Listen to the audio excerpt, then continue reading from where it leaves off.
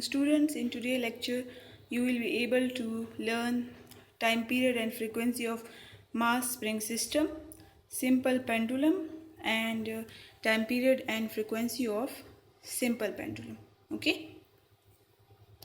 In previous lecture, we have already discussed that what is mass spring system, and it obeys simple harmonic motion because the end result was that acceleration is directly proportional to displacement. ठीक है. अब उसमें अगर आप लोग को याद हो, so in that acceleration is equals to constant displacement आया था. वो कांस्टेंट जो है वो क्या चीज़ था, वो एक्चुअली ओमेगा स्क्वायर हम उसे जनरली लेते हैं कि वो कांस्टेंट ओमेगा स्क्वायर था. ठीक है. तो ओमेगा स्क्वायर जो है आपके पास मास स्प्रिंग सिस्टम में क्या था, K/m. जनरली आपके साथ ओमेगा जो होता है वो आपके साथ एंगुलर वेलोसिटी होती है जो कि इक्वल होती है omega is equals to 2πf. ठीक है.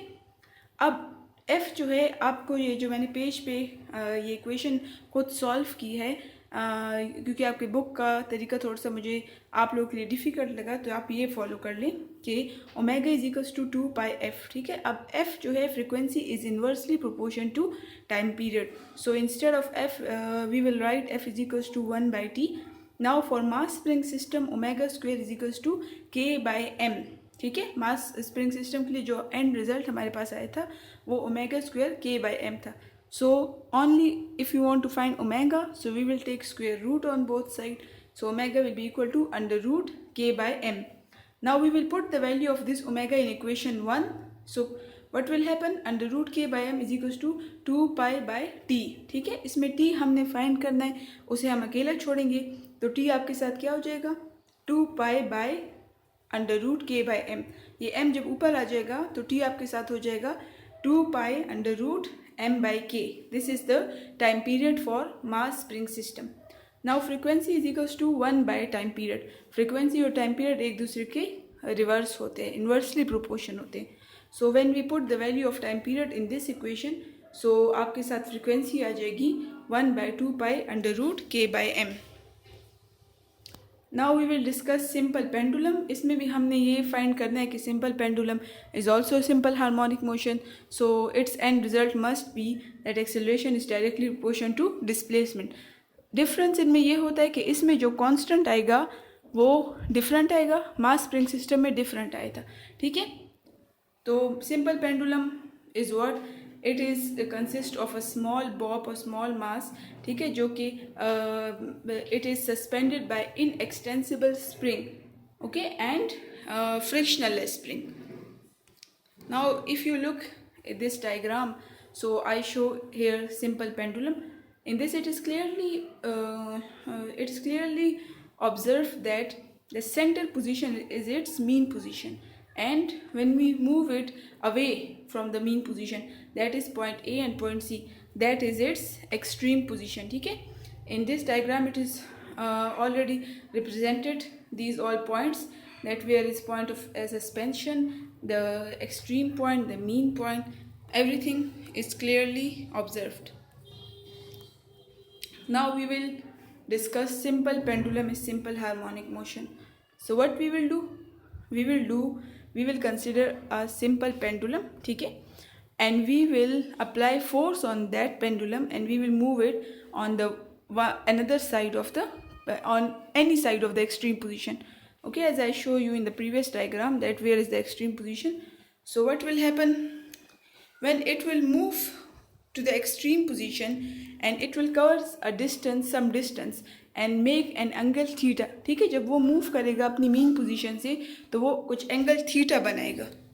ठीक है. फिर क्या होगा, थीटा एंगल वो बनाएगा और उस पर वो बॉब जो है, वो बॉल आप कह दे, बॉब कह दे, उस पर कौन कौन सी फोर्सेस एक्ट कर रही है. Now we will discuss this. First one is its weight. Weight is W is equals to mg. उस बॉब पे, इस बॉल पे वेट डाउनवर्ड एक्ट कर रही है जो कि mg के बराबर है. दूसरा उस पर एक्ट कर रही है टेंशन इन द स्ट्रिंग. ठीक है. टेंशन उस पर एक्ट कर रही है. नाउ आप लोग को पता है कि वेट जो है उसकी डायरेक्शन जिस तरफ है तो वो एक अपना एंगल थीटा बना रहे हैं, तो हम वेट को उसके कंपोनेंट्स में डिवाइड कर लेंगे. ठीक है। एक हमारे पास हो जाएगा एम जी कॉस थीटा और एक हो जाएगा एम जी साइन थीटा। ये this thing I am explaining in the next diagram. Look at this diagram where it is mg is making theta। सो आपके साथ टेंशन की जो ऑपोजिट बन रहा है वो आपके साथ mg cos थीटा हो जाएगा, और थीटा के सामने वाले जो बन रहा है वो आपके साथ हो जाएगा mg sin theta. Now if you observe this, ये mg sin theta is moving that ball again to its mean position. ठीक है, हमने तो एक फोर्स अप्लाई की है जो हमने इसे मीन पोजीशन से एक्सट्रीम पे लाए हैं। अब एक्सट्रीम से जो वापस ये मीन पे जा रहा है, रिस्टोरिंग फोर्स कौन सी है, एम जी साइन थीटा। सो ऊपर वाला और नीचे वाला थीटा के सामने वाले ये दोनों सेम होते हैं, तो ये हो जाएगा एम जी साइन थीटा। ठीक है, तो tension is equals toward m g cos theta and force that we are applied force that is equals to m g sine theta. समझ आ रही है?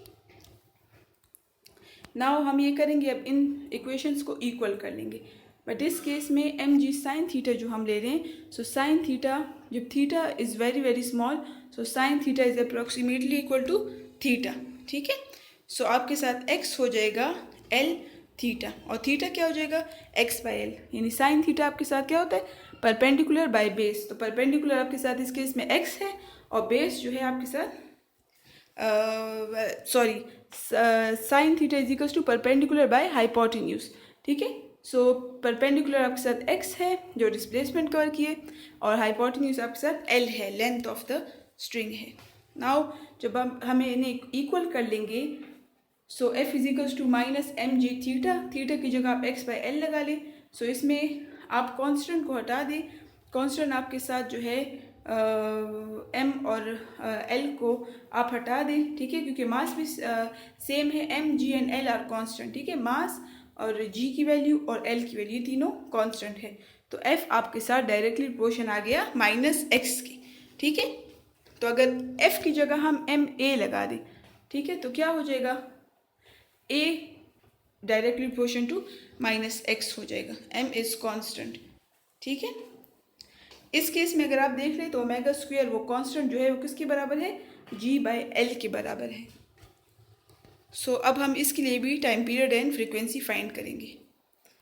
इसमें अगर आप देख लें, so omega square is equals to g by l, so omega is equals to under root g by l. उसी तरह इक्वेशन 1 में पुट करें, दोनों को इक्वल करें, we will find time period is equals to 2 pi under root l by g, और frequency क्या है 1 बाई टाइम पीरियड, सो वो 1 by 2 pi under root g by l हो जाएगा। Now student, your assignment is read damping topic, your next topic, and revise your topics, okay? And you have to practice on this derivation of simple pendulum, okay? आप लोगों ने इसे practice करनी है, and send me your practice image and send me feedback. Thank you and best of luck.